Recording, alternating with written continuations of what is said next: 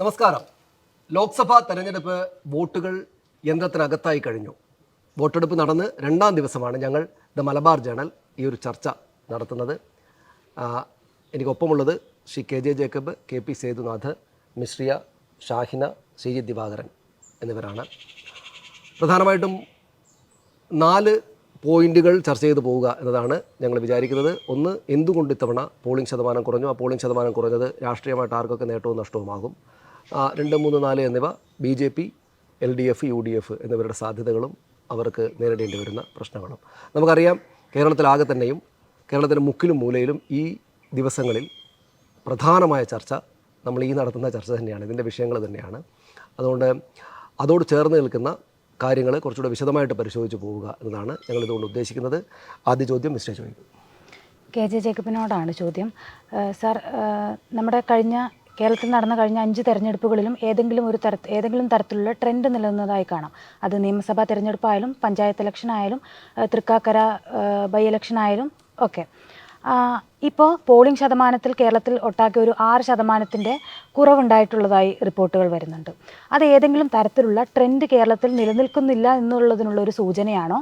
അങ്ങനെയാണെങ്കിൽ അതിനെ സാധൂകരിക്കുന്ന ഘടകങ്ങൾ എന്തൊക്കെയാണ്? വളരെ പെട്ടെന്ന് ഒരു ട്രെൻഡ് ഉണ്ട് എന്ന് നമുക്ക് മനസ്സിലാക്കാൻ പറ്റില്ല. 6% വോട്ട് എന്നുള്ളത് ചെറിയ നമ്പറല്ല. അപ്പോൾ ഇന്നലെ ഇപ്പം രണ്ടാമത്തെ ഘട്ടം അഖിലേന്ത്യാ വോട്ട് എണ്ണിക്കഴിഞ്ഞപ്പം രാജ്യത്തെ പാർലമെൻറ്റ് തെരഞ്ഞെടുപ്പിൻ്റെ രണ്ടാമത്തെ ഘട്ടം വോട്ടെടുപ്പായപ്പോഴത്തേക്കും ആളുകൾ പെർസെൻറ്റേജിനെ കുറിച്ച് സംസാരിച്ച് തുടങ്ങി. എന്തുകൊണ്ട് 4-5% വോട്ട് കുറയുന്നു എന്നുള്ളത്. അതുകൊണ്ട് it could indicate A trend. ഞാനിപ്പോൾ കേരളത്തിൽ ഇത് കണക്കാക്കുന്നത്, എന്നെ ആദ്യം സ്ട്രൈക്ക് ചെയ്ത പെർസെൻറ്റേജ് എന്നുള്ളത് പൊന്നാനിയിലെ പെർസെൻറ്റേജാണ്. 7% വോട്ട്.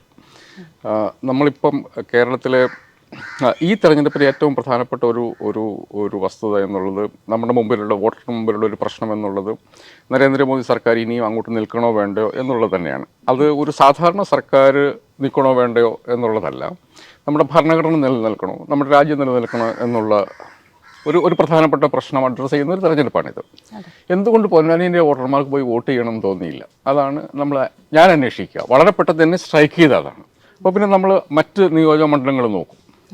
ഈ വോട്ട് കൂടിയ നിയോജക മണ്ഡലങ്ങൾ എവിടെ, വോട്ട് കുറഞ്ഞ നിയോജക മണ്ഡലങ്ങൾ എവിടെ? പൊന്നാനിയിലെ വോട്ട് ഏകദേശം 69%.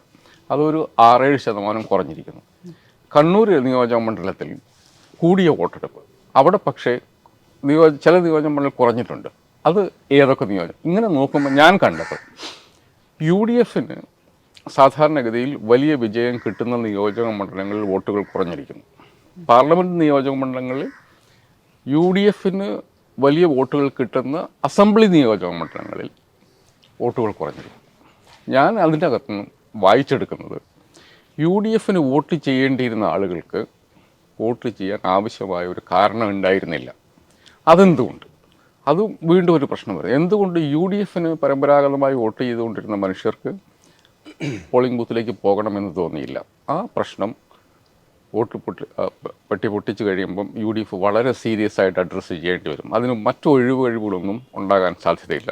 നമ്മൾ കണ്ടത് ഈ പാർലമെൻറ്റ് തെരഞ്ഞെടുപ്പുമായി ബന്ധപ്പെട്ട മുഴുവൻ ചർച്ചകളിലും അതിൻ്റെ ഏറ്റവും പ്രധാനപ്പെട്ട വിഷയങ്ങളിൽ കേരളത്തിലെ കോൺഗ്രസ് നേതൃത്വവും UDFും അവരുടെ അനുയായികൾക്ക് പോലും ബോധ്യമാകത്തക്ക വിധത്തിലുള്ള കാരണങ്ങൾ പറഞ്ഞിരുന്നില്ല എന്നുള്ളതാണ്. അത് നേരത്തെ തന്നെ വന്നിരുന്ന കാര്യങ്ങളാണ്. ഇപ്പം പൗരത്വ നിയമ ഭേദഗതിയെക്കുറിച്ച് ആയാലും മറ്റ് നിയമങ്ങളെക്കുറിച്ചായാലും BJPയുമായിട്ടുള്ള നിലപാടിനെക്കുറിച്ചായാലും പലപ്പോഴും ഇടതുപക്ഷം എടുക്കുന്ന നിലപാടുകൾ പോലെ കൃത്യവും നിശ്ചിതവുമായൊരു നിലപാടെടുക്കുന്ന കാര്യത്തിൽ കോൺഗ്രസും UDFും വേണ്ടത്ര താല്പര്യം കാണിച്ചില്ല എന്നുള്ളൊരു ഫാക്ടറാണ്. എൻ്റെ വിശ്വാസം UDFിൻ്റെ ഒരു നിലപാടില്ലായ്മ ഈ വോട്ടിങ്ങിൽ പ്രതിഫലിച്ചിട്ടുണ്ട് എന്നുള്ളതാണ് ഞാൻ മനസ്സിലാക്കുന്നത്. ഷാഹിനത് ജേക്കബ് അത് വളരെ വിശദമായിട്ട് പറഞ്ഞു. ഈ പോളിംഗ് ശതമാനം കുറഞ്ഞത് നമ്മൾ ശരിക്കും ഗൗരവത്തോടെ തന്നെ കാണേണ്ടുന്നൊരു കാര്യമാണ്, മറ്റു വിഷയങ്ങളെക്കാളൊക്കെ കൂടുതൽ. ഈ 1980 തൊട്ട് 2019 വരെയുള്ള തെരഞ്ഞെടുപ്പുകളിൽ 2 തവണയാണ് LDF UDFിനേക്കാൾ കൂടുതൽ സീറ്റുകൾ നേടിയിട്ടുള്ളത്. 1980-ലും 2004-ലും. 1996-ൽ 10-10 എന്ന നമ്പറിലെത്തിയിട്ടുണ്ട്. പക്ഷേ ഇത് വെച്ചാലും നമുക്ക് പോളിംഗ് ശതമാനം കുറഞ്ഞാലാണ് ഇങ്ങനൊരു മാറ്റം ഉണ്ടാകുന്നത്, UDF-നേക്കാൾ കൂടുതൽ സീറ്റ് LDF-ന് കിട്ടുന്നതെന്ന് വിലയിരുത്താനൊന്നും പറ്റുകയില്ല. അപ്പോൾ എന്തായിരിക്കും സംഭവിച്ചിട്ടുണ്ടാവുക? ജേക്കബ് ഇപ്പോൾ പറഞ്ഞ പോലെ എന്തുകൊണ്ടായിരിക്കണം ഇതുപോലെ നിർണായകമായൊരു തെരഞ്ഞെടുപ്പാണെന്ന് എല്ലാവരും ആവർത്തിച്ചുകൊണ്ടിരുന്ന ഒരു തെരഞ്ഞെടുപ്പിൽ ആളുകൾ വോട്ട് ചെയ്യേണ്ടതില്ല എന്ന് പറഞ്ഞ് പിൻവാങ്ങിയിട്ടുണ്ടാവുക? അതെ, ഇത് ജേക്കബ് പറഞ്ഞ പോലെ തന്നെ സത്യത്തിൽ ഇത് കുറച്ച് അത്ഭുതകരമാണ്. കാരണം നമ്മൾ ഒക്കെ ഇതിനെ കണ്ടത് ഇതൊരു ഡു ഓർ ഡൈ ഇലക്ഷനാണ് എന്നുള്ള രീതിയിലാണ് നമ്മളെല്ലാവരും ഇതിനെ കണ്ടത്. അപ്പോൾ ശരിക്കും പ്രത്യേകിച്ച് രാവിലെ ഒരു 11 മണി വരെയൊക്കെയുള്ള ഒരു പോളിംഗ് പെർസെൻറ്റേജ് നോക്കുമ്പോൾ ശരിക്കും ഞാൻ പ്രതീക്ഷിച്ചത് 2019 മേലെ പോവും എന്നുള്ളതായിരുന്നു. 2019 പോളിംഗ് എന്ന് പറയുന്നത് 30 വർഷത്തിനിടയിൽ ഏറ്റവും വലിയ പോളിംഗ് ആയിരുന്നു.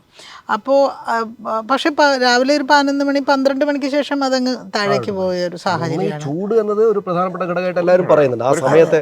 അതെ, അതൊരു ഘടകമായിട്ട് പറയുന്നുണ്ട്. പിന്നെ വേറെ നമ്മൾ കാണാത്ത ചില സാങ്കേതികമായ പ്രശ്നങ്ങളുണ്ടോ എന്ന് നമുക്കറിയില്ല. കാരണം ഇത്തവണ പോളിംഗ് വളരെ സ്ലോ ആയിരുന്നു, അസാധാരണമായ തരത്തിൽ സ്ലോ ആയിരുന്നു പോളിംഗ്. അത് ഒരു സംഗതിയുണ്ട്. പക്ഷെ ഇതിനൊക്കെ ഉപരിയായിട്ട് നേരത്തെ ജേക്കബ് പറഞ്ഞ പോലെ തന്നെ പോളിംഗ് കുറഞ്ഞിട്ടുണ്ടെങ്കിൽ അതിപ്പോൾ സാധാരണ നമ്മൾ പറയുന്ന പോളിംഗ് കുറഞ്ഞാൽ LDF-ന് അനുകൂലമാണെന്നുള്ള രീതിയിലല്ല ഞാൻ പറയുന്നത്.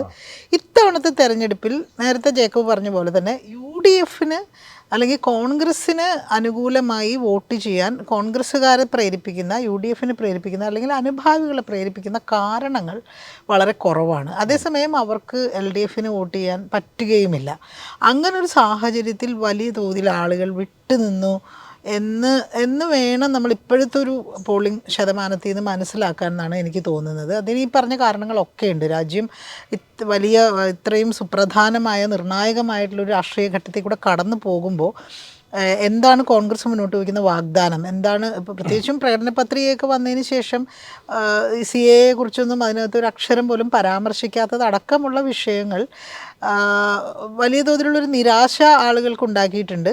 അതുകൂടാതെ തന്നെ എനിക്ക് തോന്നുന്നത് നിലവിലുള്ള കേരളത്തിലെ സർക്കാരിനെതിരായ ഒരു വികാരം അത് ഉണ്ട് ഫീൽഡിൽ എന്നുള്ളതാണ്. നമ്മൾ ഫീൽഡിലൊക്കെ പോകുമ്പോൾ നമുക്ക് മനസ്സിലായിട്ടുള്ളൊരു കാര്യം. ശക്തമായിട്ടുണ്ട്. അതെ, ഭരണവിരുദ്ധ വികാരം ഉണ്ട്. പക്ഷേ അത് എത്ര ശക്തമായിട്ട് എന്നുള്ളത് നമുക്ക് അങ്ങനെ പറയാൻ പറ്റില്ല. കാരണം അത് ഈ പറയുന്ന ദേശീയ രാഷ്ട്രീയ താല്പര്യങ്ങളെ മറികടക്കുന്ന വിധത്തിലുള്ള ഒരു ഭരണവിരുദ്ധത ഉണ്ടോ എന്ന് ചോദിച്ചാൽ എനിക്ക് സംശയമാണ്.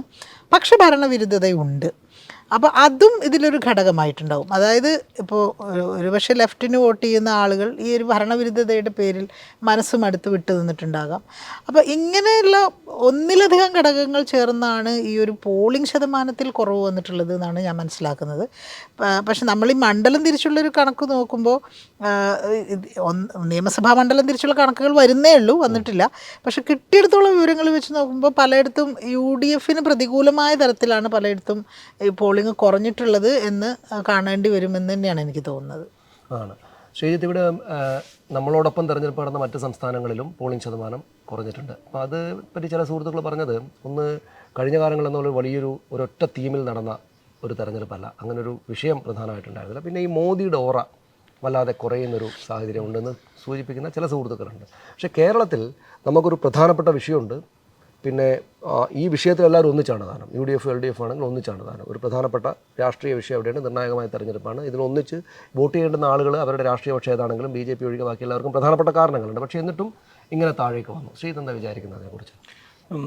ഒന്ന്, നമുക്ക് ഇതിൻ്റെ ഒരു പാറ്റേൺ ഇതിലുണ്ടോ എന്ന് മനസ്സിലാക്കണമെങ്കിൽ കുറച്ചും കൂടി ഡീറ്റെയിൽസ് കിട്ടണം.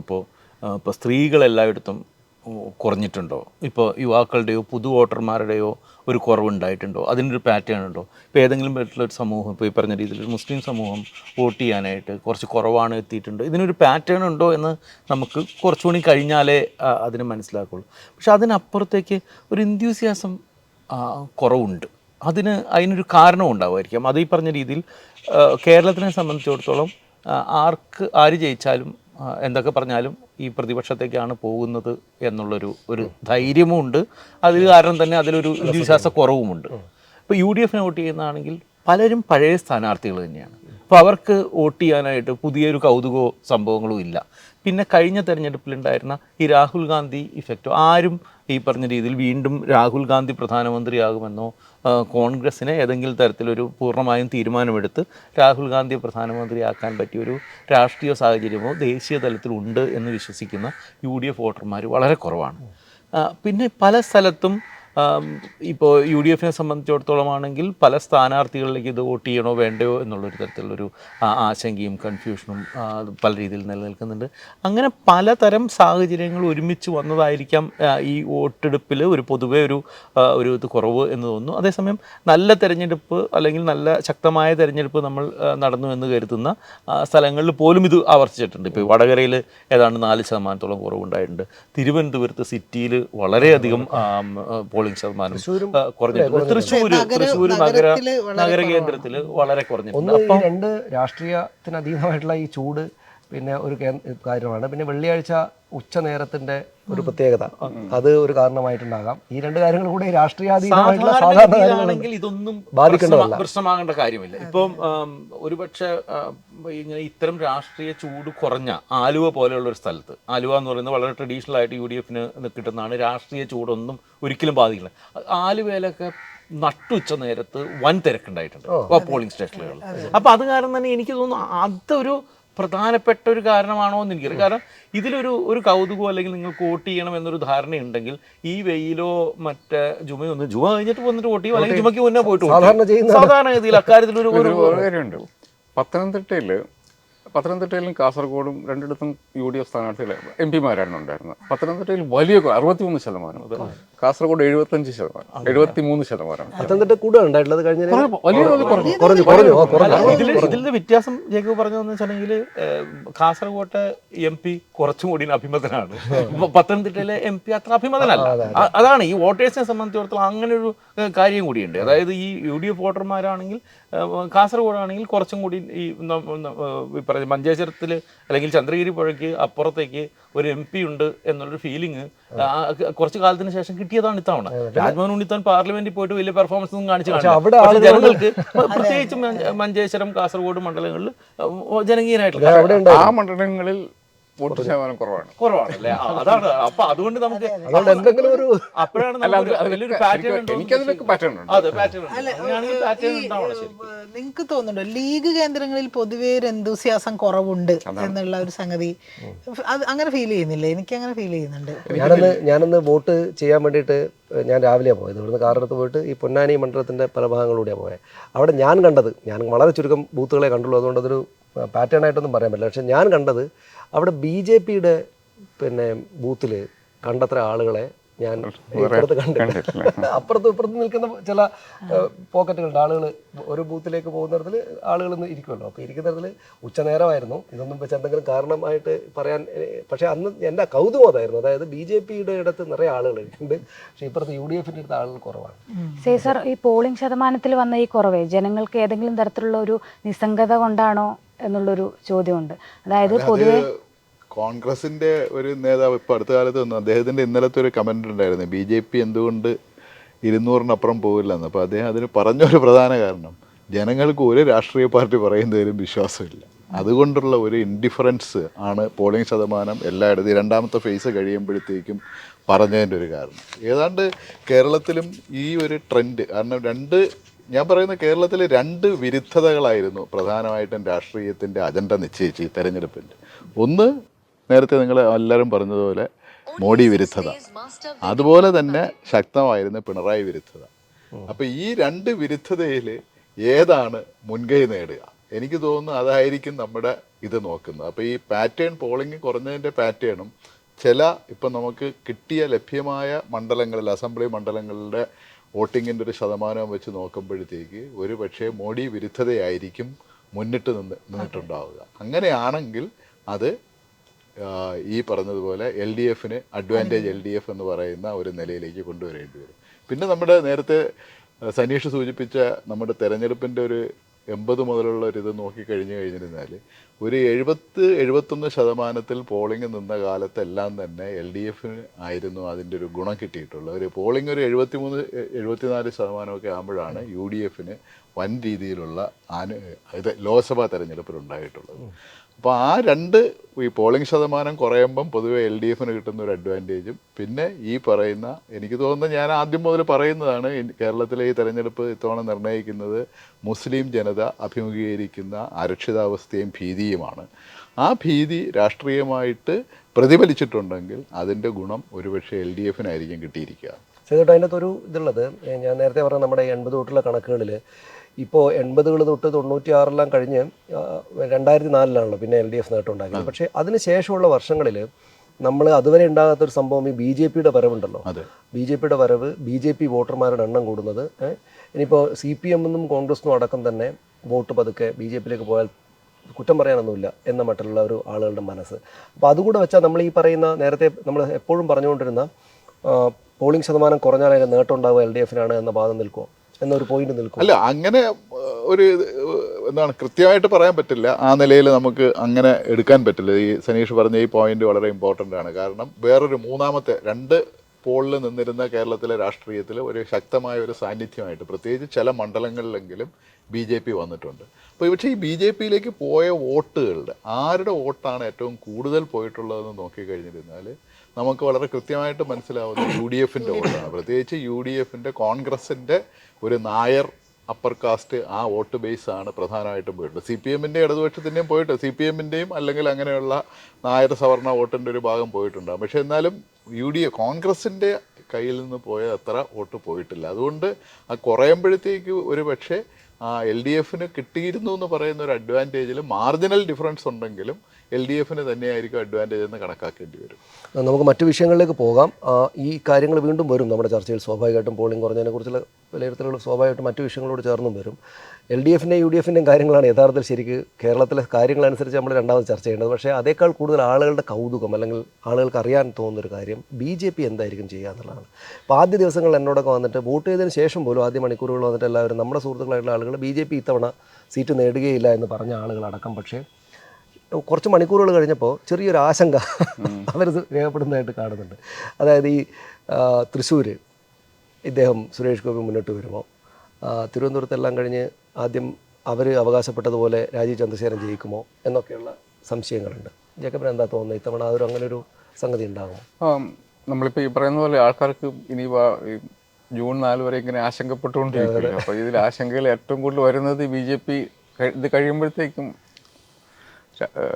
നാഷണൽ ലെവലിൽ ഇപ്പം BJP-യുടെ വോട്ടുകൾ, BJP-യുടെ സീറ്റുകൾ ഇപ്പം 400 തുടങ്ങിയപ്പോൾ എനിക്കൊന്ന് ഒരു 600 കഴിയുന്ന ഒരു അവസ്ഥയിലേക്ക് വരുന്നുണ്ട്. എന്ന് പറയുന്ന പോലെ ജൂൺ 4 ആകുമ്പോഴത്തേക്കും കേരളത്തിൽ 20 സീറ്റ് BJP ജയിക്കുന്ന ഒരു സീൻ ഞാനും കാണുന്നുണ്ട്. പക്ഷേ BJP-യുടെ ഒരു പ്രശ്നം എന്നുള്ളത് ഈ ജയിക്കാൻ കുറച്ച് വോട്ട് വേണമല്ലോ.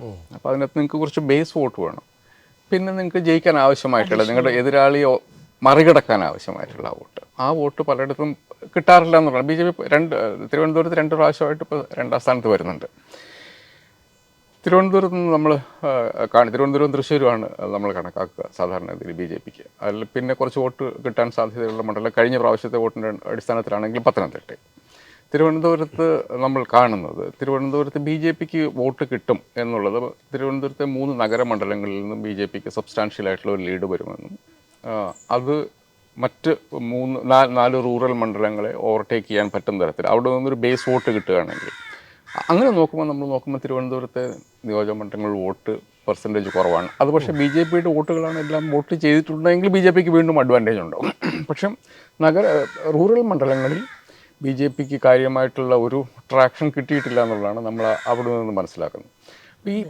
ഇതിൻ്റെ അകത്ത് തിരുവനന്തപുരത്ത് BJPക്ക് അവരുടെ ആവശ്യമായിട്ടുള്ള വോട്ടുകൾ പോൾ ചെയ്യാൻ പറ്റിയിട്ടുണ്ടെങ്കിൽ തിരുവനന്തപുരത്ത് സ്റ്റിൽ ഹാവ് എൻ എഡ്ജ്. അത് എത്രത്തോളം ഉണ്ട് BJPയുടെ ഒരു വീക്ക്നെസ് ആയിട്ട് ഈ ബൂത്തിൽ പ്രവർത്തിക്കുന്ന ആളുകൾ പറയുന്ന കാര്യം, ഈ വോട്ട് പോളിംഗ് സ്റ്റേഷനിൽ എത്തിക്കുക എന്നുള്ളൊരു വലിയ പ്രവൃത്തിയാണ്. അത് ട്രഡീഷണലായിട്ട് ചെയ്തുകൊണ്ടിരുന്ന ആളുകളുണ്ട്. ഇപ്പം UDF-ൻ്റെ LDF-ൻ്റെ ആളുകൾക്ക് അറിയാം. അപ്പോൾ ഒരു 12 മണി 1 മണിയാകുമ്പോഴത്തേക്കും ആരൊക്കെ ഉണ്ട്, നമ്മുടെ ആരൊക്കെ ഇനിയിപ്പോൾ അവിടെ പിന്നെ പെറുക്കിയെടുക്കുന്ന ഒരു പ്രോസസ്സുണ്ട്. ഈ BJPക്ക് തിരുവനന്തപുരത്തുണ്ടാക്കിയ ആ ഓളം എന്നുള്ളത് നമ്മൾ നേരത്തെ നിങ്ങൾ പറഞ്ഞതുപോലെ ആ ഓളമുണ്ട്. പക്ഷേ ആ ഓളത്തിൻ്റെ അകത്ത് ഇത്തരം ഏറ്റവും ക്രിട്ടിക്കലായിട്ടുള്ള ഈ വർക്ക് അത് വളരെ കാലത്തെ എക്സ്പീരിയൻസ് കൊണ്ട് വരുന്നതാണിത്. അത്തരമൊരു വർക്ക് നടന്നിട്ടുണ്ട്. അത് എനിക്ക് തോന്നുന്നു BJPയെ വിജയത്തിൽ നിന്ന് തടഞ്ഞു നിർത്തുന്നത് ആ ലാസ്റ്റ് മൈൽ കണക്ടിവിറ്റിയാണ്. അതുണ്ട് എങ്കിൽ ചിലപ്പം BJPക്ക് still have a chance. Thrissur Suresh Gopi ജയിച്ചേക്കുമെന്ന് പറയുന്ന സുഹൃത്തുക്കൾ പറയുന്നൊരു കാര്യം ഇത് തന്നെയാണ്. KJ പറഞ്ഞ ഇതേ കാര്യമാണ്. അതായത് അവർ വളരെ സംഘടിതമായിട്ട് നേരത്തെ തന്നെ ഇത്തരം പണികൾ ചെയ്തു എന്നാണ്. അതായത് ചില ആളുകൾ സൂചിപ്പിക്കുന്ന ആലത്തൂർ മണ്ഡലത്തിലൊക്കെയുള്ള വോട്ടർമാരെ നേരത്തെ ഇവിടെയുള്ള അഡ്രസ്സുകളിലേക്ക് കൊണ്ടുവന്നിട്ട് തൃശ്ശൂരിൽ പല ഭാഗങ്ങളിലായിട്ട് വോട്ട് ചേർത്തു എന്നാണ്. അങ്ങനെ അവർ കുറേയേറെ വോട്ടുകൾ ചേർത്തിട്ടുണ്ട്, ചെറുപ്പക്കാരെ അടക്കം എന്ന്. അപ്പോൾ അത് ആ വർക്ക് പ്രത്യേകിച്ചും ഇപ്പോൾ നമ്മൾ തെരഞ്ഞെടുപ്പിൻ്റെ വി.എസ്. സുനിൽകുമാറൊക്കെ, മുരളീധരനും വി.എസ്. സുനിൽകുമാറൊക്കെ ഇറങ്ങിയതിന് മുമ്പ് ഇദ്ദേഹം തന്നെ ജയിക്കുകയാണെന്നായിരുന്നല്ലോ ഈ പറഞ്ഞ സോഷ്യൽ മീഡിയ മുഴുവൻ ഉപയോഗിച്ചുള്ള പ്രചരണം. അതുകൊണ്ട് ആ സമയത്ത് അവർ പണിയെടുത്തിട്ടുണ്ടെന്നാണ് പറയുന്നത്. അങ്ങനെ ഒരു സാധ്യത തൃശ്ശൂർ കാണാൻ. ഇതിൽ എന്തൊക്കെ അങ്ങനെയൊക്കെ ആണെങ്കിലും തൃശ്ശൂരിൽ ആ സാധ്യത ഞാൻ കാണില്ല. തൃശ്ശൂരിൽ അതിലും കുറച്ചുകൂടെ പൊളിറ്റിക്കലായിരുന്നു കാര്യങ്ങൾ. തൃശ്ശൂരിൽ എയറും രാഷ്ട്രീയ അന്തരീക്ഷം കുറേ കൂടെ പിന്നെ പൊളിറ്റിക്കലായിരുന്നു എന്നുള്ളതാണ്. ഞാനിത് കേട്ടു. അപ്പോൾ ധാരാളം വോട്ടുകൾ 10,000-20,000 വോട്ടുകൾ മറ്റോ ചാലഞ്ചിലായിട്ട് ഉണ്ടെന്ന് കേട്ടു. ആ വോട്ടുകളൊക്കെ എണ്ണപ്പെടും. പിന്നെ അത് ലിറ്റിഗേഷനിലേക്ക് പോകാം എന്നുള്ളതേ ഉള്ളൂ. പക്ഷേ വൻതോതിൽ ഇങ്ങനത്തെ ഒരു നടന്നിട്ടുണ്ട്. പക്ഷെ അപ്പോഴും ബേസ് വോട്ടിൻ്റെ ആവശ്യമുണ്ട്. കഴിഞ്ഞ പ്രാവശ്യം സുരേഷ് ഗോപി 3-ാം സ്ഥാനത്തായിരുന്നു ഉണ്ടായിരുന്നത്. അദ്ദേഹത്തിൻ്റെ ഈ കഴിഞ്ഞ 5 വർഷത്തെ പ്രവർത്തനം കൊണ്ട് അദ്ദേഹം ആ വോട്ട് കൂട്ടാനുള്ള ഒരു സാധ്യത ഉള്ളതായിട്ട് എനിക്ക് വിലയിരുത്താൻ ബുദ്ധിമുട്ടുണ്ട്. അതുകൊണ്ട് കഴിഞ്ഞ തവണ കഴിഞ്ഞ 2 ലോക്സഭാ തെരഞ്ഞെടുപ്പുകളിലും BJP 2-ാം സ്ഥാനത്ത് വന്നത് തിരുവനന്തപുരത്തായിരുന്നു. ഷാഹിനയുടെ ഈ തവണത്തെ ഒരു പ്രവചനം കൂടിയുണ്ട്, പന്ന്യന് അനുകൂലമായി തിരുവനന്തപുരത്ത് കാറ്റ് വീശുമെന്ന്. അത് രണ്ട് തവണയും LDFന്റെ വോട്ട് ഷെയർ കുറയാണ് ചെയ്തത്. 2019 25% കുറഞ്ഞു, 28-ൽ നിന്ന് മുന്നത്തെ തവണത്തേക്ക്. അപ്പോൾ ആ തരത്തിലുള്ളൊരു പ്രവചനം നടത്താനുള്ള രാഷ്ട്രീയ കാരണങ്ങൾ എന്തൊക്കെയായിരുന്നു? അതിന് ഒരു കാരണം ഇപ്പോൾ ജേക്കബ് നേരത്തെ പറഞ്ഞ ഒരു സംഗതിയുണ്ട്. BJPയുടെ ഒരു വോട്ട് തിരുവനന്തപുരം മണ്ഡലം എടുത്താൽ BJPക്ക് കഴിഞ്ഞ തവണ കിട്ടിയ വോട്ട് 31% വോട്ടാണ്. പൂർണ്ണമല്ല, 30 പോയിന്റ് സംതിങ് ആണ്. 31 കണക്കാക്കാം.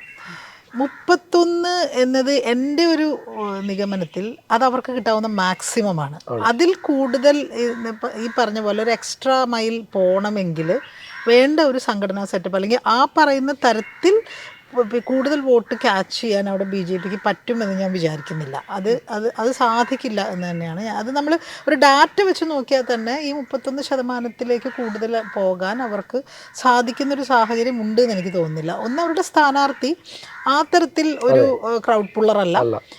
അങ്ങനെ വോട്ട് ക്യാൻവാസ് BJPക്ക് എപ്പോഴാണ് കേരളത്തിൽ തന്നെ BJPക്ക് വലിയ തോതിലുള്ള ഒരു അഡ്വാൻറ്റേജ് ഉണ്ടായിട്ടുള്ളത്. ഇപ്പോൾ രാജഗോപാലിന്റെ ഒരു വ്യക്തിപ്രഭാവവും ഒക്കെ അതിനകത്തൊരു ഘടകത്തിന്റെ പ്രായവും എക്സ്പീരിയൻസും. അതുവരെ നമ്മൾ BJPയുടെ ഒരു വലിയ അഗ്രസീവായിട്ടുള്ള മുഖം കണ്ടിട്ടില്ല. 2014 ഇതിനെക്കുറിച്ച് അതായത് രാജഗോപാൽ പോയി നിൽക്കുമ്പം, രാജഗോപാൽ അന്ന് എല്ലാ തിരുവനന്തപുരത്തുള്ള എല്ലാ തെരഞ്ഞെടുപ്പ് അദ്ദേഹം സ്ഥാനാർത്ഥിയായിരുന്നു. അദ്ദേഹം നിൽക്കുമ്പോൾ നേരത്തെ ഉണ്ടായിരുന്ന BJP സ്ഥാനാർത്ഥിയെക്കാളും 6 ഇരട്ടി വരെ വോട്ടുകൾ അദ്ദേഹം പോളിംഗ് കണ്ടിട്ടുണ്ട്. നേരെ 5000 വോട്ട് കിട്ടിയ സീറ്റിൽ 30,000 വോട്ടുകൾ. അതിന്റെ തമാശ എന്താണെന്ന് വെച്ചാല്, അതായത് BJP സ്ഥാനാർത്ഥികൾക്കിടയിൽ മാത്രമല്ല, എല്ലാ സ്ഥാനാർത്ഥികൾക്കിടയിലും ഏറ്റവും കുറഞ്ഞ സമയം പ്രചാരണത്തിന് പോയ ആളും മൂപ്പരായിരുന്നു. അതായത് അദ്ദേഹത്തിന് അദ്ദേഹം റെയിൽവേ മന്ത്രിയായിരുന്നപ്പോ തിരുവനന്തപുരം റെയിൽവേ സ്റ്റേഷനിൽ ഉണ്ടായിട്ടുള്ള വികസനം, അങ്ങനെ പല ഘടകങ്ങളും അതുവരെ യഥാർത്ഥത്തിൽ BJPയുടെ ഈ ഒരു അഗ്രസീവായിട്ടുള്ള ഈ വളരെ ദുഷ്ടമെന്ന് തന്നെ തോന്നിക്കുന്ന മുഖം കേരളത്തിൽ അങ്ങനെ ചർച്ച ചെയ്യപ്പെട്ടില്ല. അത് ഈ പറഞ്ഞ 2014 തെരഞ്ഞെടുപ്പിന് ശേഷമാണല്ലോ ഇത്ര വലിയ തോതിൽ ചർച്ച ചെയ്യപ്പെടുന്ന സാഹചര്യം വന്നത്. നമുക്ക് സൗമ്യരായിട്ടുള്ള ചില BJP നേതാക്കൾ എന്നല്ലേ ഉണ്ടായിരുന്നത്. ഞാൻ പറഞ്ഞു വന്നത്. അപ്പോൾ അതുകൊണ്ട് BJPയുടെ കഥ അങ്ങനെയാണ് തിരുവനന്തപുരത്ത്. പിന്നെ ഉള്ളത് തരൂരാണ്. തരൂരിനെ സംബന്ധിച്ചിടത്തോളം നമുക്ക് എല്ലാവർക്കും അറിയാം, അതിശക്തമായ ആൻറ്റി ഇൻക്യുമൻസി തരൂരിനെതിരെ അവിടെ നിലനിൽക്കുന്നുണ്ട്. തരൂരിപ്പോൾ ഇത്രയും ഈ 3 തവണ MP ആയ തരൂരിനെ സാധാരണ മനുഷ്യർക്ക് ഫോണിൽ കിട്ടില്ല. സാധാരണ ആളുകൾക്ക് വിളിച്ചാൽ കിട്ടാത്ത ഒരാളാണ് അവിടുത്തെ MP. അത് മലയാളികളെ സംബന്ധിച്ചിടത്തോളം അതൊരു വലിയ പ്രശ്നം തന്നെയാണ്. മലയാളികൾ ഇത് കൗണ്ട് ചെയ്യുന്ന മനുഷ്യരാണ്. MP നമ്മളോട് എങ്ങനെയാണ് എന്നുള്ളത് കൗണ്ട് ചെയ്യുന്ന മനുഷ്യരാണ്. അപ്പം ഇതൊക്കെ കൂടി ഈ ഒരു 3 ടേം കൊണ്ട് വലിയ തോതിലുള്ളൊരു ആൻറ്റി ഇൻക്യുമൻസി തരൂരിനെതിരെ ഉണ്ടായിട്ടുണ്ട്. ഈ 2 ഘടകങ്ങളും പരിഗണിക്കുമ്പോൾ അവിടെ തീർച്ചയായിട്ടും പന്ന്യന് ശക്തമായൊരു സാധ്യതയുണ്ട് എന്നുള്ളത് കൊണ്ട് തന്നെയാണ് ഞാൻ അങ്ങനെ ഒരു സംഗതി പറഞ്ഞത്. അത് അങ്ങനെ തന്നെ വരാനാണ് സാധ്യത എന്ന് തന്നെയാണ് ഞാൻ ഇപ്പോഴും വിശ്വസിക്കുന്നത്. പിന്നെ ഈ പറഞ്ഞ പോലെ നമുക്കറിയില്ല ഈ എന്തൊക്കെ തരം, പിന്നെ വേറൊന്നും നമ്മൾ കാണാത്ത, നമുക്ക് പരിചയമല്ലാത്തൊരു രാഷ്ട്രീയം എന്ന് പറയുന്നത് പണം വാരി എറിഞ്ഞിട്ടുള്ള കളിയാണ്. അപ്പോൾ അതിൻ്റെ സ്കെയിൽ എത്രയാണെന്ന് നമുക്കറിയില്ല. അത് ഇപ്പോൾ രാജീവ് ചന്ദ്രശേഖരനെ പോലെ ഒരു സ്ഥാനാർത്ഥിക്ക് സാധിക്കുന്നതിൻ്റെ ഒരു സ്കെയില് എത്രയാണെന്ന് നമുക്കറിയില്ല. അപ്പോൾ അതൊരു ഘടകമാണ്, അത് നമ്മൾ കാണാത്തൊരു ഘടകമാണ്. അല്ല, BJPയെ സംബന്ധിച്ചിടത്തോളം BJP തെരഞ്ഞെടുപ്പുകൾ നേരിടുന്നത് ഇപ്പോൾ ഇന്നിപ്പോൾ നിങ്ങൾ നദ്ദയോട് ചോദിക്കുകയാണെങ്കിൽ അദ്ദേഹം ഒരു തെരഞ്ഞെടുപ്പല്ല അദ്ദേഹം ഫൈറ്റ് ചെയ്യുക. അദ്ദേഹം 543 തെരഞ്ഞെടുപ്പാണ് ഫൈറ്റ് ചെയ്യുക. തിരുവനന്തപുരത്തിന് വേണ്ടി തന്നെ അവർക്ക് ഒരു തെരഞ്ഞെടുപ്പ് സ്ട്രാറ്റജി ഉണ്ടാവും. അതൊക്കെ അതിൻ്റെ അകത്ത് അവർക്കെത്ര, ഞങ്ങൾക്കെത്ര, ഞങ്ങൾക്ക് ജയിക്കണമെങ്കിൽ എത്ര, അതിൽ എങ്ങനെ സ്വാധീനം കൊണ്ടോ അല്ലെങ്കിൽ എൻഫോഴ്സ്മെൻറ്റ് ഡയറക്ടറേറ്റിനെ ഉപയോഗിച്ചോ IT ഉപയോഗിച്ചോ കിട്ടാവുന്ന എത്ര, വാഗ്ദാനങ്ങൾ കൊടുത്ത് പ്രലോഭിപ്പിക്കാൻ പറ്റുന്ന എത്ര, വളരെ കൃത്യമായ കണക്കുള്ള രാഷ്ട്രീയ പാർട്ടിയാണ്. 24/7 പൊളിറ്റിക്കൽ പാർട്ടി എന്നൊക്കെ അവർക്ക് തിരുവനന്തപുരത്തെ സംബന്ധിച്ച് അവർക്ക് കൃത്യമായ കണക്കുണ്ട്. പക്ഷേ നമ്മളപ്പോഴും ഈ ലാസ്റ്റ് മൈൽ കണക്ടിവിറ്റി എന്ന് പറയുന്ന രാഷ്ട്രീയ പ്രവർത്തനം, അവസാനത്തെ ആളെ ഈ വീട്ടിലിരിക്കുന്ന ആളെ അവിടുന്ന് ഇറക്കിക്കൊണ്ടുവന്ന് ബൂത്തിൽ കൊണ്ടുവന്ന് ഇതിൽ കുത്തിക്കുക എന്ന് പറയുന്ന ഒരു സാധനം ഉണ്ടല്ലോ, അത് ആ കാര്യത്തിലാണ്. പക്ഷെ BJPക്ക് നമ്മൾ കാണുന്നിടത്തോളം മുമ്പോട്ട് തന്നെയാണ് പോകുന്നത്. തൃശ്ശൂരൊക്കെ ഞാൻ മനസ്സിലാക്കിയത് നേരത്തെ പറഞ്ഞ പോലെ തന്നെ ഏതാണ്ട് 1 വർഷം മുമ്പൊക്കെ തന്നെ പ്രവർത്തനം തുടങ്ങിയിട്ടുണ്ട്. മാത്രമല്ല ഈ എത്രയോ കാലമായി LDF, ലെഫ്റ്റ്, CPM ഒക്കെ ചെയ്യുന്ന ലെഗ് വർക്ക് ഉണ്ടല്ലോ, അതായത് ഈ സാധാരണ മനുഷ്യർ, സാധാരണ സഖാക്കൾ നാട്ടുകാരുടെ പോയി ആളുകളെ കൊണ്ടുവന്ന് വോട്ട്, അതിന് ആളുകളെ എംപ്ലോയ് ചെയ്തിട്ടുണ്ട് തൃശ്ശൂരിൽ BJP. ആളുകൾ ശമ്പളം കൊടുത്ത് യുവാക്കളെ ശമ്പളം കൊടുത്ത് ഒരു ജോലി എന്ന നിലയ്ക്ക് തന്നെ അവരെ നിയമിച്ച് അങ്ങനെയാണ് അവരവിടെ പ്രവർത്തനം നടത്തുന്നത്. ഇത് ഈ പറഞ്ഞ പോലെ ഒരു ജോലിക്കാരായിട്ട് ആളുകളെ വെച്ചിട്ട് നടത്തുന്ന ഒരു രാഷ്ട്രീയ പ്രവർത്തനത്തിന് അതിൻ്റെതായിട്ടുള്ള ഒരു പരിമിതി ഉണ്ടെന്ന് തന്നെയാണ് ഞാൻ വിചാരിക്കുന്നത്. പിന്നെ ഈ വോട്ട് ശതമാനം തൃശ്ശൂരും പ്രസക്തമാണ്. അവിടെ 28% 2019 BJPക്ക് കിട്ടിയിട്ടുള്ളത്. അതിൽ നിന്ന് കൂടുതൽ അവർക്ക് എത്ര കിട്ടും എന്നുള്ള ഒരു പ്രശ്നമുണ്ട്. ഇപ്പോൾ നമ്മളിപ്പോൾ കിട്ടിയ വിവരം വെച്ച് നോക്കുമ്പോൾ നഗരത്തിൽ വോട്ട് പിന്നെ പോളിംഗ് ശതമാനം കുറവാണ്. അപ്പോൾ നഗരമാണ് കുറച്ചുകൂടി അവർക്ക് വോട്ട് കിട്ടാവുന്നൊരു സ്ഥലം എന്ന് തന്നെയാണ് എനിക്ക് തോന്നുന്നത്. അത് വെച്ച് നോക്കുമ്പോൾ ജേക്കബ് പറഞ്ഞ പോലെ തൃശ്ശൂരിൽ അങ്ങനെ ഒരു സാധ്യത ഞാൻ കാണുന്നില്ല. അതുപോലെ ഈ തെരഞ്ഞെടുപ്പ് സമയത്ത് മോദി നടത്തിയ മുസ്ലിം വിരുദ്ധ പരാമർശം വലിയ രീതിയിൽ ചർച്ച ചെയ്യപ്പെട്ട ഒരു കാര്യമാണ്. അത് കേരളത്തിൽ എന്തായാലും BJPക്ക് അനുകൂലമായിട്ട് വരില്ല എന്ന് നമുക്കറിയാം. അത് ഏത് തരത്തിലുള്ള ഒരു ഏകീകരണമാണ് മുസ്ലിം വോട്ടുകളിലൊക്കെ ഉണ്ടാക്കാൻ സാധ്യത എന്നാണ് ശ്രീജിത്തിന് തോന്നുന്നത്? അത് സ്വാഭാവികമായിട്ടും BJP വിരുദ്ധ വോട്ടുകളായിട്ട് മാറേണ്ടതാണ്. പക്ഷേ കേരളത്തിനെ സംബന്ധിച്ചിടത്തോളം ഈ മോഡിക്കെതിരായിട്ട് വോട്ട് ചെയ്യാനായിട്ട് ആ പരാമർശത്തിൻ്റെ ആവശ്യം പോലുമില്ല. കാരണം എന്ന് വെച്ചിട്ടുണ്ടെങ്കിൽ അത്തരം ഒരു ആൻറ്റി BJP മൈൻഡിന് നേരത്തെ തന്നെ റീസൺസ് ഉണ്ട് വോട്ട് ചെയ്യാനായിട്ട്. ഇപ്പോൾ BJPക്ക് അനുകൂലമായിട്ട് വോട്ട് ചെയ്യുന്ന ആളുകൾക്കും ഇത്തരം ഒരു ഇതിൽ വെച്ചിട്ട് അവർ മാറ്റി വോട്ട് ചെയ്യാനോ ഒന്നും പോകുന്നില്ല. അവരുടെ തീരുമാനങ്ങളിൽ വലിയ ചേഞ്ചിട്ടാണ്. അങ്ങനെ ഉണ്ടോ ശ്രീജിത്ത്? കാരണം ചെറുപ്പക്കാരായ മനുഷ്യരെ സംബന്ധിച്ചിടത്തോളം ഇത്ര ബ്ലേറ്റൻ്റ് ആയിട്ടുള്ള ഒരു പരാമർശം കേരളത്തിൽ പോലും ചെറുപ്പക്കാരായ നരേന്ദ്രമോദിയുടെ വികസനം എന്നൊക്കെ അദ്ദേഹം പറയുന്ന കാര്യം. അതായത് ഇപ്പം മോദി നമ്മൾക്കൊക്കെ അറിയാമെങ്കിലും നമ്മളെല്ലാവരും മോദിയുടെ രാഷ്ട്രീയത്തെ വിമർശിക്കുന്ന ശക്തമായ ആളുകളാണ്. 2002 നടന്ന ഗുജറാത്ത് നടന്നിട്ട് വർഷം 22 അന്ന് ജനിക്കാത്ത ഒരാളെ സംബന്ധിച്ചിടത്തോളം അതൊരു മോദി വരുമ്പോൾ 10 വയസ്സുള്ള കുട്ടിക്ക് 20 വയസ്സാണ്. എന്ന് വെച്ചാൽ ഒരു മോദിയെ ഒരു ഭരണാധികാരിയായിട്ട് മാത്രം സകല സ്ഥലത്തും കാണുന്ന ഇഷ്ടംപോലെ ആളുകളുണ്ട്. അയാളുടെ നാക്കിൽ നിന്നാണ് വരുന്നത്. ഇത് ഈ രാജ്യത്ത് ഹിന്ദു സ്ത്രീകളുടെ താലി പൊട്ടിച്ച് മുസ്ലിങ്ങൾക്ക് കൊടുക്കുന്ന ഒരു കാര്യത്തെക്കുറിച്ചാണ് പ്രതിപക്ഷം സംസാരിക്കുന്നതെന്ന് പറയുമ്പം ഒരു ചെറിയ ശതമാനം. ഇതിനൊരു പ്രശ്നം എന്ന് വെച്ചിട്ടുണ്ടെങ്കിൽ നിങ്ങൾ രണ്ടുപേരും പറഞ്ഞ വളരെ പ്രധാനപ്പെട്ട പോയിന്റാണ്. പക്ഷേ ഇതിൻ്റെ പ്രശ്നം എന്ന് വെച്ചിട്ടുണ്ടെങ്കിൽ അത് ശ്രദ്ധിക്കുന്ന അല്ലെങ്കിൽ ഇതിലേക്ക് വരുന്ന വോട്ടർമാർ, ആ വോട്ടർമാരിൽ എത്ര ശതമാനം പേരിലേക്ക് ഇത് ഡിസ്കസ് ചെയ്യുന്ന തരത്തിലേക്ക് കേരളത്തിൽ ഇതൊരു ഡിസ്കഷനായിട്ട് മാറിയിട്ടുണ്ട്. ഇത് കേരളത്തിലെ ഒരു പൊതു മാധ്യമങ്ങളോ അപ്പോൾ ഇത് ഈ പറഞ്ഞ രീതിയിൽ സോഷ്യൽ മീഡിയയിലൊക്കെ ആയിട്ട് ഇതങ്ങ് വന്നു പോവുകയും ഒരു ആൻറ്റി മോഡി വോട്ടേഴ്സിൻ്റെ ഇടയിൽ ഇതൊരു ചർച്ചാ വിഷയമായിട്ട് നിൽക്കുകയും ചെയ്യുന്നതല്ലാതെ ഇതൊരു പ്രധാനപ്പെട്ട രാഷ്ട്രീയ ഇഷ്യൂ ആയിട്ട് ഇത് നേരെ ഇത്തരം ഒരു വിഷപരാമർശങ്ങൾ നടത്തുന്ന ഇത്തരമൊരു ഹെയ്റ്റ് മോങ്കറാണ് നമ്മുടെ PM എന്നുള്ള ഏതെങ്കിലും തരത്തിൽ നമ്മുടെ മുഖ്യധാരയിലേക്ക് അല്ലെങ്കിൽ ഈ പറയുന്ന ഒരു ജനറേഷനപ്പുറത്തേക്കുള്ള ആളുകളിലേക്ക് ഇത് ചെറിയ ശതമാനം ആളുകളെയൊക്കെ ബാധിച്ചിട്ടുണ്ടാവുമായിരിക്കും.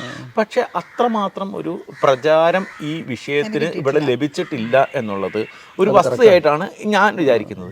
തിരിച്ച് BJPയിലേക്ക് വന്നു കഴിഞ്ഞിട്ടുണ്ടെങ്കിൽ BJPയെ സംബന്ധിച്ചിടത്തോളം തിരുവനന്തപുരമാണ് യഥാർത്ഥത്തിൽ അവർക്കൊരു സംഘടനാ സെറ്റപ്പ് ഇപ്പോൾ ഇടതുപക്ഷത്തിനോ കോൺഗ്രസിനോ ഉള്ളതുപോലെ ഒരു രാഷ്ട്രീയ വേരുകൾ ഉള്ള ഒരു സ്ഥലം എന്ന് പറയാവുന്നത്. തൃശ്ശൂർ പോലും അതില്ല. പക്ഷേ അത് ഉള്ളൊരു സ്ഥലം എന്ന് പറയുന്നത് തിരുവനന്തപുരമാണ്. ഇവിടെ ഞാൻ ബി ജെ പിക്ക് ഒരു ബി ജെ പിയുടെ ഒരു പ്രശ്നമായിട്ട് ഞാൻ കാണുന്നത്, അവിടെ ആദ്യമായിട്ട് ഈ കേരളത്തിന് പുറത്ത് പല സ്ഥലത്തും വിജയിച്ച ഒരു സ്ട്രാറ്റജിയാണ് തിരുവനന്തപുരത്ത്. അതായത് ഈ സ്ഥാനാർത്ഥിയുടെ മിഷനറി പ്രവർത്തിക്കുക എന്നുള്ളത്. അതായത് സാധാരണ ഒരു ബി ജെ പി നേതാവ്, ഇപ്പോൾ ബി ജെ പിയുടെ സ്റ്റേറ്റ് നേതാവ് കെ സുരേന്ദ്രൻ ചിലപ്പോൾ വിചാരിച്ചാൽ അവിടുത്തെ സ്ഥാനാർത്ഥിയുടെ ഒരു ബൈറ്റ് കിട്ടാനായിട്ട്, കെ സുരേന്ദ്രനോട് അടുപ്പമുള്ള ഒരു ജേർണലിസ്റ്റ് നമുക്ക് ഒന്ന് ഇദ്ദേഹത്തിൻ്റെ ഒരു ബൈറ്റ് വേണമെന്ന് ചോദിച്ചിട്ടുണ്ടെങ്കിൽ പുള്ളിക്കും ഈ ഇദ്ദേഹത്തിൻ്റെ ഒരു സ്ഥാനാർത്ഥിയുടെ ഒരു ഔദ്യോഗിക PR ടീമിലൂടെ കടന്നു പോകാതെ ഇതിലേക്ക് എത്താൻ പറ്റില്ല.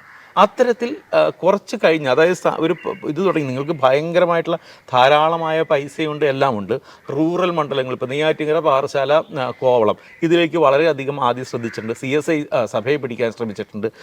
മറ്റേ ഇവിടുത്തെ ലാറ്റിൻ ക്രിസ്ത്യൻ മേഖലകളിൽ പോയിട്ട് നിങ്ങളുടെ പ്രശ്നം എന്താണെന്ന്, ഇതെല്ലാം ടെക്സ്റ്റ് ബുക്ക് പരിപാടികളാണ്. ഇതെല്ലാം ഇവർ ചെയ്തിട്ടുണ്ട്, ധാരാളം പണം ഒഴുക്കിയിട്ടുണ്ട്. പക്ഷേ സംഘടനാ മിഷണറിയുമായിട്ടുള്ളൊരു ഡിസ്കണക്ഷൻ അവസാന നിമിഷം ഈ വോട്ടേഴ്സിനെ ഇവിടേക്ക് എത്തിക്കുക എന്നുള്ളത്. നിങ്ങൾക്ക് പ്രചരണം നടത്താൻ പറ്റും, പക്ഷേ ഈ അവസാന വോട്ടർമാരും പോളിംഗ് സ്റ്റേഷനിൽ എത്തിയിട്ടുണ്ടെന്ന് ഉറപ്പുവരുത്തണമെങ്കിൽ ഇതിനൊരു സംഘടനാ മിഷണറി വേണം. ആ സംഘടനാ മിഷണറി തിരുവനന്തപുരത്ത് ഡിസ്കണക്റ്റ് ആയിരുന്നു എന്നുള്ളതാണ് എന്നെ സംബന്ധിച്ചിടത്തോളം ഇവർ പ്രതീക്ഷിക്കുന്ന പ്രദേശത്ത് വോട്ടിംഗ് ശതമാനം കുറയാനുള്ള, BJPയെ സംബന്ധിച്ചിടത്തോളം കുറയാനുള്ളൊരു കാരണമായിട്ട് ഞാൻ വിചാരിക്കുന്നത്. അതൊരു പോരായ്മയായിട്ട് നടക്കുന്നുണ്ട്. ഈ അവസാന നിമിഷമാണെങ്കിലും ലാറ്റിൻ സഭ വളരെ സ്ട്രോങ് ആയിട്ടുള്ള നിലപാടെടുത്തു. കേന്ദ്ര ഗവൺമെൻറ്റും കേരള ഗവൺമെൻറ്റും കാരണമാണ് ഇവിടെ ഞങ്ങൾക്ക് പൈസ ഇല്ലാത്തത്, നിങ്ങൾ പൈസ തരണമെന്ന് സാധാരണ വിശ്വാസികളോട് ചോദിക്കുന്നൊരവസ്ഥയിലേക്ക് ലാറ്റിൻ സഭ വരുന്നു. നമ്മുടെ അക്കൗണ്ടുകൾ മരവിപ്പിക്കാനുള്ള കാരണം എന്ന് വെച്ചിട്ടുണ്ടെങ്കിൽ ഇതാണ് ഗവൺമെൻറ്റാണ് അക്കൗണ്ട് മരവിപ്പിച്ചത്, സംസ്ഥാന ഗവൺമെൻറ്റിൻ്റെ ഇൻ്റലിജൻസ് നിർദ്ദേശ കാരണമാണ് ഇത് ചെയ്തതെന്ന് രണ്ട് ഇതിനെതിരെ വോട്ടെടുപ്പിൻ്റെ അന്ന് രാവിലെ മണിപ്പൂർ ചർച്ച ചെയ്യുന്നുണ്ട്. മണിപ്പൂർ വീണ്ടും അവർ ചർച്ച ചെയ്തു. ആ രീതിയിലേക്ക് അവർ വിചാരിച്ച സ്ഥലങ്ങളിലേക്ക് വരാനായിട്ടുള്ള ഒരു തടസ്സം ഉണ്ടായിട്ടുണ്ട്. ഇതിൻ്റെ എല്ലാം അപ്പുറത്തേക്ക് നമ്മൾ ശ്രദ്ധിക്കേണ്ട കാര്യം എന്ന് വെച്ചിട്ടുണ്ടെങ്കിൽ അവിടുത്തെ എന്തൊക്കെ പറഞ്ഞാലും മുസ്ലിം മനസ്സിൻ്റെ ഉള്ളിൽ ഈ ശശി തരൂരിൻ്റെ ഇസ്രായേൽ പരാമർശവും അല്ലെങ്കിൽ അനുകൂല നിലപാടും ഈ പറയുന്ന ബാബരി പള്ളിയെക്കുറിച്ചുള്ള പരാമർശവും കിടക്കുന്നുണ്ട്. അത് എത്രമാത്രം ഈ പന്ന്യൻ രവീന്ദ്രന് അനുകൂലമായിട്ട് മാറും എന്നുള്ളതൊരു സംശയമാണ്. പക്ഷേ എനിക്ക് തോന്നുന്നു ഒരു രാജഗോപാലോ കുമ്മൻ രാജശേഖരനോ നിന്നതുപോലെയുള്ള, നമുക്ക് പുറത്ത് വലിയ ആഘോഷം കാണുന്നുണ്ടെങ്കിലും അത്തരമൊരു ഇമ്പാക്റ്റ് ഇപ്പോഴും ഈ രാജീവ് ചന്ദ്രശേഖരൻ്റെ സ്ഥാനാർത്ഥിത്വത്തിൽ അവിടെ ഉണ്ടായിട്ടില്ല. അത് വോട്ടായിട്ട് മാറില്ല എന്നുള്ളതാണ് എനിക്ക് കാണുന്നത്. ഇതേ നിലപാട് തന്നെ എനിക്ക് തൃശ്ശൂരും തോന്നുന്നുണ്ട്. ഈ അവസാന ഘട്ടത്തിൽ സുരേഷ് ഗോപിക്ക് ഒപ്പം പ്രചരണത്തിന് പോകാനായിട്ട് പല BJP നേതാക്കൾ വിസമ്മതിക്കുന്ന ഘടകം വരെ ഉണ്ടായിരുന്നു. സ്വാഭാവികമായിട്ടും സുരേഷ് ഗോപി ഇത്തരം ഒരു ഭയങ്കര ചൂടുള്ള ഒരു സ്ഥലത്ത് പൊതുപ്രവർത്തനം രാവിലെ മുതൽ വൈകുന്നേരം വരെ നടത്തി പരിചയ ഒരാളല്ല. സ്വാഭാവികമായിട്ടും അദ്ദേഹം ഒരു സിനിമാ നടനാണ്. ഇവർ പറയുന്ന എല്ലാ സ്ഥലത്തേക്കും ഈ വെയിലത്ത് ഓടി നടക്കാൻ പറ്റുന്ന ഒരു പ്രകൃതം പുള്ളിക്കില്ല. അപ്പോൾ സ്വാഭാവികമായിട്ടും ഇത് BJP പ്രവർത്തകരും ഒരു സ്ഥാനാർത്ഥിയും തമ്മിലുള്ളൊരു പ്രശ്നമായിട്ട് ഇത് മാറുന്നുണ്ട്. പലരുടെയും ഒരു എന്തുസിയാസത്തിന് ഇതുണ്ട്. പക്ഷെ അതിനപ്പുറത്തേക്കും BJP ജയിക്കണമെന്ന് പൂർണ്ണമായും വിചാരിക്കുന്ന പ്രവർത്തനം സംഭവങ്ങളൊക്കെ ഉണ്ടാവും. രണ്ട് കാര്യങ്ങൾ അതിനകത്തുള്ള, ഒന്ന് നേരത്തെ ഷാഹിന പറഞ്ഞു പണത്തിൻ്റെ ഒഴുക്ക്, രണ്ട് നമ്മൾ ഈ ചർച്ചയുടെ ഒരു പ്രധാനപ്പെട്ട പോയിൻ്റായിട്ട് എടുക്കേണ്ടുന്നതാണ് നമ്മൾ എടുത്തിട്ടില്ല. പക്ഷേ ഈ മാധ്യമങ്ങളുടെ ഇടപെടൽ, മാധ്യമങ്ങളുടെ തൃശ്ശൂരൊക്കെ എന്ന് വെച്ചാൽ രാജീവ് ചന്ദ്രശേഖർ പണം ഒരുപാട് ഒഴുക്കുന്നു എന്ന് പറയുന്ന, നമ്മളോട് വിളിച്ച് പേഴ്സണലി സംസാരിക്കുന്ന മാധ്യമപ്രവർത്തകരുണ്ട്, ഗ്രൗണ്ടിലുള്ള ഫീൽഡ് റിപ്പോർട്ടർമാർ. പക്ഷേ അതൊരിക്കലും മാധ്യമങ്ങളുടെ പ്രധാനപ്പെട്ട ചർച്ചയായിട്ട് വന്നിട്ടില്ല. അവിടെയാണെങ്കിൽ ഈ പറയുന്ന പോലുള്ള ഇപ്പോൾ പറഞ്ഞ പോലുള്ള കാര്യങ്ങളുമുണ്ട്. അപ്പോൾ ആ മാധ്യമങ്ങളുടെ ഒരു സൈലൻസ്, സുരേഷ് ഗോപിക്ക് വേണ്ടി മാത്രമായിട്ട് ജോലി ചെയ്യുക എന്നുള്ളത് ഉത്തരവാദിത്തമായിട്ട് എടുത്ത ടെലിവിഷൻ ജേർണലിസ്റ്റുകളുണ്ട് എന്ന് പറഞ്ഞാൽ ഇപ്പോൾ എന്നെ ആരും വിമർശിക്കാനൊന്നും പോകുന്നില്ല. കാരണം അതെല്ലാവർക്കും അറിയാവുന്ന കാര്യമാണ്. നമുക്ക് തൃശ്ശൂരെല്ലാം നമ്മളത് കണ്ടതാണ്. സുരേഷ് ഗോപിക്ക് വേണ്ടി ഡെഡിക്കേറ്റഡ് ആയിട്ട് വർക്ക് ചെയ്യുന്ന 2-3 ചാനൽ റിപ്പോർട്ടർമാർ അവിടെ ഉണ്ടെന്നുള്ള കാര്യം രഹസ്യമൊന്നുമല്ല. ഇതിപ്പോൾ നമ്മളിപ്പോൾ ഇവിടെ നിന്നിട്ട് നമുക്കിപ്പോൾ പേരൊന്നും പറഞ്ഞ ആൾക്കാരെ അവമാനിക്കേണ്ട എന്ന് മാത്രമേ ഉള്ളൂ. പക്ഷേ നമുക്കറിയാവുന്ന പേരാണ്. 2-3 പേര് പ്രവർത്തിക്കുന്നത് സുരേഷ് ഗോപിക്ക് വേണ്ടി മാത്രമാണ്. തിരുവനന്തപുരത്ത് ഒരു ചാനൽ തന്നെ മറ്റേ സുരേഷ് ഗോപിക്ക് വേണ്ടി, അല്ല അവിടുത്തെ രാജീവ് ചന്ദ്രശേഖരന് വേണ്ടിയിട്ട് ജോലി ചെയ്തുകൊണ്ടിരിക്കുന്നു. ഇപ്പോൾ ഇവർ ഉണ്ടാക്കുന്ന, അപ്പം തെരഞ്ഞെടുപ്പിൽ യഥാർത്ഥത്തിൽ ഒരു സ്ഥാനാർത്ഥിക്ക് ഉണ്ടാകേണ്ട എത്രയോ ഇരട്ടി പ്രാധാന്യം നമ്മുടെ മീഡിയ ഉണ്ടാക്കിയെടുക്കാൻ ശ്രമിക്കുന്നുണ്ട്. പല സ്ഥലത്തും കാണാമായിരുന്നു. ഇപ്പോൾ കോഴിക്കോട് പല ചാനലുകളും പ്രവർത്തിച്ച, പല മീഡിയയും പ്രവർത്തിച്ച് നമ്മൾ കണ്ടിട്ടുണ്ട്. അങ്ങനെ പലതരത്തിലുമുണ്ടത്. പക്ഷേ BJPക്ക് വേണ്ടി സവിശേഷ ശ്രദ്ധയോടുകൂടി പ്രവർത്തിച്ച ആളുകളുണ്ട്, ഇവിടുത്തെ മീഡിയയിലുണ്ട്. അവരുടെ ഒരു ഫൈറ്റിനെ നമ്മൾ യഥാർത്ഥത്തിൽ ഉള്ളതിനേക്കാൾ എത്രയോ മടങ്ങ് പെരുപ്പിച്ച് കാണിക്കാനായിട്ട് തന്നെ എഴുതിയിരുന്നല്ലോ. ഒരുപക്ഷെ കേരളത്തിൻ്റെ ഒരു മാധ്യമ ചരിത്രത്തിൽ കേട്ടുകേൾവി ഇല്ലാത്തൊരു കാര്യമാണല്ലോ പ്രധാനമന്ത്രിയുടെ ഓഫീസിൽ പോയി ഇന്റർവ്യൂ ഷൂട്ട് ചെയ്ത്. അതെ അതെ അതെ അതെ, ആ പ്രധാനമന്ത്രിയുടെ ഓഫീസ് തന്നെ ഷൂട്ട് ചെയ്ത് എഡിറ്റ് ചെയ്ത് കൊടുത്തതാണ്. നമുക്ക് ആ വിഷയം ഒന്ന് എടുത്ത് പോകണം. എന്തായാലും ഈ മാധ്യമങ്ങൾ ഭയങ്കരമായിട്ട് എതിർ സ്റ്റാൻഡ് എടുത്തിട്ട് കഴിഞ്ഞ തെരഞ്ഞെടുപ്പിൽ പിന്നെ രണ്ടാമതും പിണറായി സർക്കാർ അധികാരത്തിൽ വന്നു. ജനങ്ങൾ മൊത്തത്തിൽ ഈ പറയുന്ന പ്രചണ്ഡമായുള്ള സ്വർണ്ണക്കടത്ത് വിവാദം എടുത്തിട്ട് വളരെ ചുരുക്കം ആളുകൾ മാത്രമാണ് ഇത് ഇങ്ങനെയല്ല കേട്ടോ പോവുക എന്ന് മനസ്സിൽ വിചാരിക്കുകയും പറയുകയും ചെയ്തിരുന്ന ആളുകളുണ്ടായിരുന്നു. ജനം മാധ്യമങ്ങളോട് ശരി എല്ലാ ദിവസവും രാവിലെയും മുതൽ വൈകുന്നേരം ഇത് കാണുകയും എന്നിട്ട് അവരോട് മാറിയിക്കാൻ പറഞ്ഞിട്ട് അവരവരുടെ വോട്ട് ചെയ്യുകയും ചെയ്തു. ഇത്തവണ അങ്ങനെ ഉണ്ടാകുമോ? അങ്ങനെ ഉണ്ടായില്ലെങ്കിൽ മാധ്യമപ്രവർത്തകർ കണ്ടില്ലേ ഞങ്ങൾ നേരത്തെ പറഞ്ഞാണ് എന്ന സ്റ്റാൻഡാണ് ആദ്യം തന്നെ മുതലെടുക്കുക. ഈ മാധ്യമങ്ങളെ ശരിക്കും യഥാർത്ഥത്തിൽ ജേക്കബ് എങ്ങനെ ഈ സമയത്ത് കാണുന്നത്? ഞാൻ കുറച്ച് കാലമായിട്ട് കാണാൻ തുടങ്ങിയിട്ടുണ്ട്.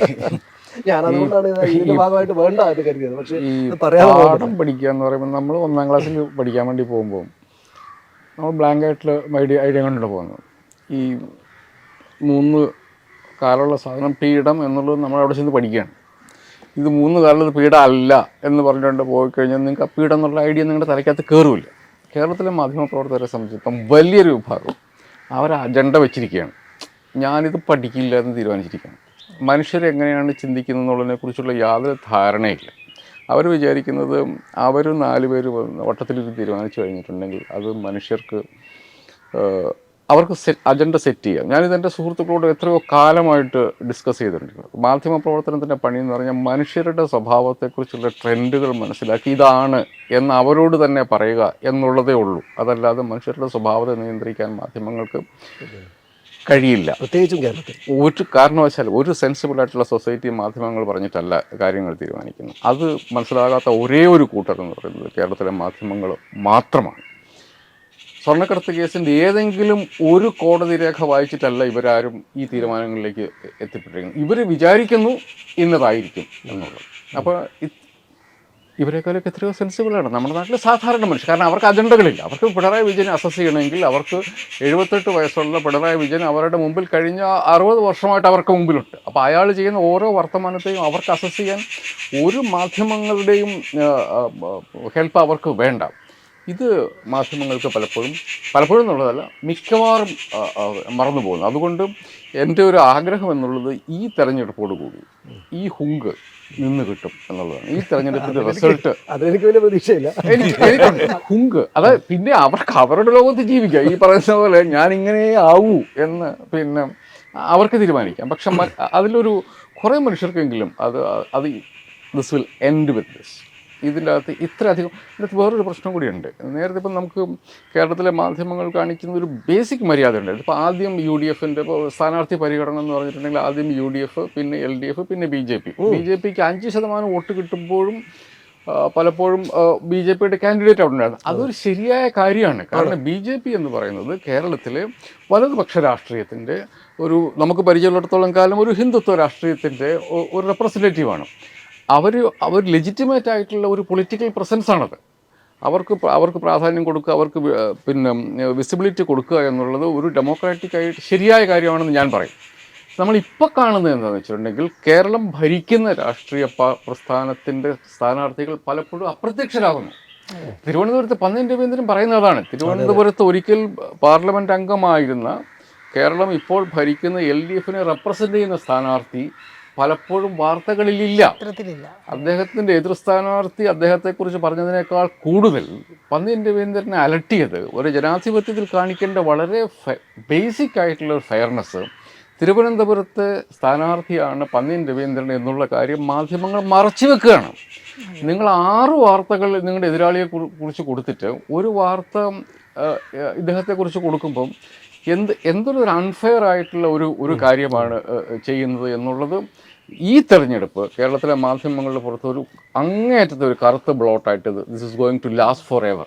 സേട്ടൻ നമ്മൾ മാധ്യമങ്ങളെ കുറിച്ച് ഒരുപാട് ചർച്ച ചെയ്തുകൊണ്ടാണ് ഞാൻ ആ വിഷയത്തിലേക്ക് പോകാതിരുന്നത്. പക്ഷേ സേട്ടൻ കഴിഞ്ഞ ദിവസം ഒരു വീഡിയോ എടുത്ത് നമ്മൾ തന്നെ അപ്പോൾ സേട്ടനും കൂടെ ഒരു അഭിപ്രായം അല്ല ഞാൻ പറഞ്ഞതെന്ന് പറഞ്ഞാൽ കേരളത്തിലെ മാധ്യമങ്ങൾ ഈ തെരഞ്ഞെടുപ്പ് കാണിച്ചത് കേരളത്തിൻ്റെ പോട്ടെ ഇന്ത്യയുടെ തന്നെ ഒരു ബേസിക്കായ ഇഷ്യൂവും അതായത് മാധ്യമങ്ങളുടെ അഭിപ്രായ രൂപീകരണത്തിൻ്റെയോ വീക്ഷണങ്ങളുടെയോ നിലയിൽ അവതരിപ്പിച്ചിട്ടില്ല.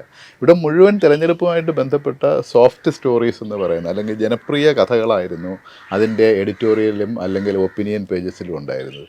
അത് നേരത്തെ നമ്മുടെ ഇതിൽ പരാമർശിച്ചതുപോലെ ഇത് മാധ്യമപ്രവർത്തകരുടെ അപജയം മാത്രമല്ല, ഇത് ഈ പണത്തിൻ്റെ വല്ലാത്തൊരു സ്വാധീനം വരുന്നുണ്ട്. മാധ്യമപ്രവർത്തനം എന്ന് പറയുന്നത് ഒരു സംഘടിതമായ PR വർക്കായി മാറുന്നു എന്ന് പറയുന്നത്. അപ്പോൾ ആ PR വർക്ക് എന്ന് പറയുന്ന നിലയിലുള്ള വലിയ പണം വരുന്ന ഒരു സംഭവമായിട്ട് ഇത് മാറുന്നുണ്ട്. അതുകൊണ്ടാണ് ഇവർ ഈ നിലയിലുള്ള അജണ്ട സെറ്റിംഗ് എന്ന് പറയുന്ന നിലയിൽ ഈ ജനങ്ങളുമായിട്ട് ബന്ധപ്പെട്ട ഒരു വിഷയവും ഈ അജണ്ടയിൽ വരത്തില്ല. ഈ PR കക്ഷികൾ നിശ്ചയിക്കുന്ന തരത്തിലുള്ള ഒരു അജണ്ട അതിപ്പം 2-3 സ്ഥലങ്ങളിൽ വളരെ തിരുവനന്തപുരത്ത് വളരെ പ്രകടമായിട്ട് കഴിഞ്ഞ 2-3 പ്രാവശ്യത്തെ ഇലക്ഷനിൽ നമ്മൾ വാച്ച് ചെയ്യുമ്പോൾ നോക്കുന്നുണ്ട്. അതിൻ്റെ ഈ പറഞ്ഞ പോലെ ജേർണലിസ്റ്റുകളെ പേര് ഞാൻ പറയണില്ല, നമുക്കെല്ലാം അറിയുന്ന അവർ തന്നെയാണ്. അവർ നിശ്ചയിക്കും, അവർ നോർമൽ മീഡിയയിൽ കൂടിയും അവരുടെ സോഷ്യൽ മീഡിയ ഇതിലൂടെയും അവരൊരു അജണ്ട നിശ്ചയിക്കും. അതനുസരിച്ചിട്ട് ഇങ്ങനെ പറയും. ഇപ്പോൾ സ്വർണ്ണക്കടത്തായാലും മറ്റു കാര്യങ്ങളിലെല്ലാം ആ നിലയിലാണ് നടന്നിട്ടുള്ളത്. ഇത് ഇത്തവണ നോക്കുമ്പം കോഴിക്കോട് ജില്ലയിലെ ഒരു പ്രത്യേക ലൈനിലുള്ള മാധ്യമപ്രവർത്തനം വന്നിട്ടുണ്ട്. ഈ പറഞ്ഞ പോലെ തൃശ്ശൂർ വന്നിട്ടുണ്ട്. അത് ഏതാണ്ട് എല്ലാ നിലയിലേക്കും അത് സ്പ്രെഡ് ചെയ്യുന്ന ഒരു നിലയിലേക്ക് വരുന്നു. ആ ഒരു മീഡിയ കൾച്ചർ എന്ന് പറയുന്നത് അതായത് മെയിൻ സ്ട്രീം മീഡിയ എന്ന് പറയുന്നത് ഇപ്പം ഷാഹിനയ്ക്കൊക്കെ വളരെ കൃത്യമായിട്ട് അറിയാം. കാരണം ആകമാനം മെയിൻ സ്ട്രീം മീഡിയ ഇപ്പം കോർപ്പറേറ്റ് മീഡിയ എന്നാണ് വിളിക്കുന്നത്.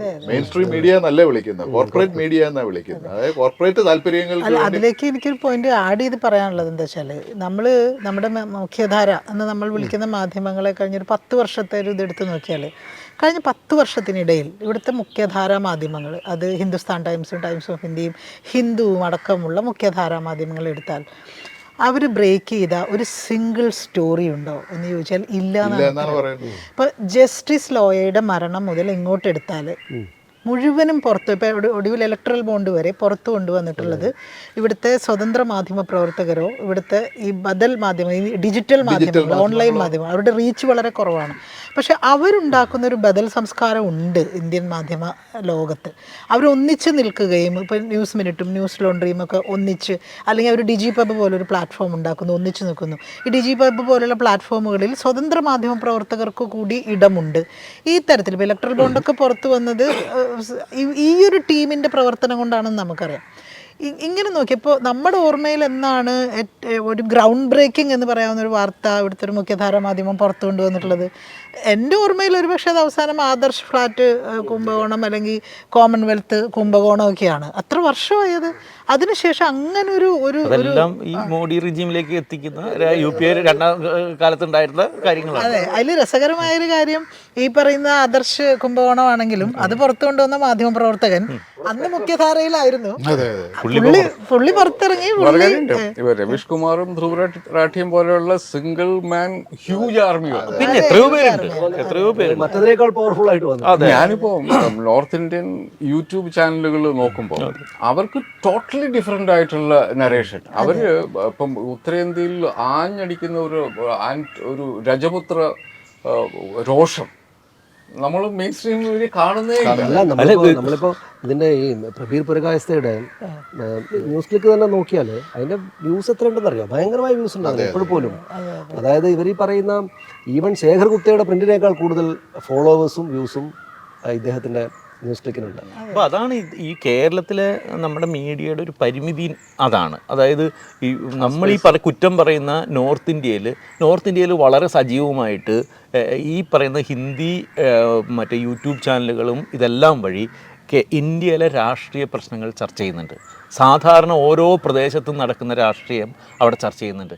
കേരളത്തിൽ അത് നടക്കുന്നില്ല. കേരളത്തിലാണ് നേരെ തിരിച്ച് ഈ പറയുന്ന ഈ സ്ഥാനാർത്ഥികളുടെ കേരളത്തിലെ വന്ന ഒരു സാധനം ഈ മുഖ്യധാരയോടൊപ്പം തന്നെ നിർഭാഗ്യവശാല് കേരളത്തിൽ ചില ഈ മറ്റേ ഡിജിറ്റൽ മീഡിയ സാധനങ്ങൾ വന്നതും ഇതേപോലെയുള്ള വലിയൊരു ഡ്യൂബിയസ് ആയിട്ടുള്ള PR പരിപാടികളുടെ ഭാഗമായിട്ട് അതാണ് കേരളത്തിൽ വന്ന ഏറ്റവും വലിയൊരു നിർഭാഗ്യം. ഇതിൽ പൊതുവായിട്ടുള്ള പ്രശ്നങ്ങൾ അവിടെ നിൽക്കുമ്പോൾ തന്നെ എനിക്ക് അതിനകത്ത് കൂട്ടിച്ചേർക്കാനുള്ള ഒരു കാര്യം, ഈ കേരളത്തിൽ നേരത്തെ ഇന്ത്യ വിഷൻ ഉണ്ടായിരുന്ന കാലത്ത്, ഇന്ത്യ വിഷനെ പറ്റിയിട്ട് വിമർശനങ്ങളുള്ള ആളുകളായിരിക്കും എല്ലാവരും. പക്ഷേ ഇന്ത്യ വിഷൻ, ഞാനത് കാലത്തിൻ്റെ മാറ്റം കൊണ്ട് പറയുകയാണ്. ഇന്ത്യ വിഷനുള്ള കാലത്ത് എന്ന് വെച്ചാൽ മുതലാളിക്ക് അനുകൂലമായിട്ടുള്ള, അദ്ദേഹത്തിൻ്റെ രാഷ്ട്രീയത്തിന് അനുകൂലമായിട്ടുള്ള വാർത്ത കൊടുക്കരുത് എന്നായിരുന്നു. പക്ഷേ അദ്ദേഹത്തെ എതിർക്കണം, അദ്ദേഹത്തിൻ്റെ രാഷ്ട്രീയത്തിനെ എതിർക്കേണ്ടതാണെങ്കിൽ അതിശക്തമായിട്ട് എതിർക്കണം എന്നായിരുന്നു അവിടുത്തെ ഒരു പൊതു ഫീല്. ഞാൻ പറയുന്നത് ഏറ്റവും താഴത്തെ ട്രെയിനിൽ തൊട്ട് ഏറ്റവും മുകളിലുള്ള ആളുകൾ വരെ ഞങ്ങൾ മുതലാളിയുടെ രാഷ്ട്രീയം ഹോൾഡ് ചെയ്യുന്ന ആളാണ് എന്ന് പറയുന്ന നാണക്കേടാണ് എന്ന ധാരണയാണ് ഈ അവിടുത്തെ ജേർണലിസ്റ്റുകൾക്ക് ഉണ്ടായിരുന്നത്. ഞാൻ പറഞ്ഞത് ചെറിയ കാര്യമാണ്.